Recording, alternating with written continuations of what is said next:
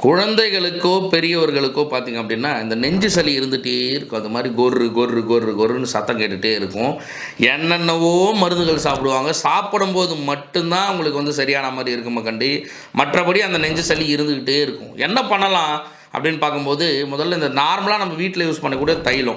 இல்லன்னா அந்த menthol, thymol, பச்சை கற்பூரம் இது இந்த 3த்தையும் மிக்ஸ் பண்ண ஏதாவது தைலங்கள் நம்ம வீட்ல இருக்கு அப்படின்னா, அத வந்து ஒரு 3 நாட்கள் வந்து சும்மா நம்மளுடைய நெஞ்சு மேல நம்ம நார்மலா பூசுறா மாரி பூசிட்டு, தைலம் பூசுறா மாரி பூசிட்டு, நம்ம என்ன பண்ணலாம் அப்படின்னா, கற்பூரவள்ளி சாறு காலையில ஒரு டம்ளர் உள்ளுக்கு குடிச்சீங்கன்னா, அந்த சளிய வந்து இலகுவாக்கிடும். அதுக்கப்புறமா நீங்க வந்து குப்பை மேனி சாப்பிட்டீங்க அப்படின்னா, வாந்தியா அந்த மொத்த சளியும் வந்துரும். இல்ல எனக்கு ஐயோ! எனக்கு வாந்தி வந்தா என்னால தாங்க முடியாது.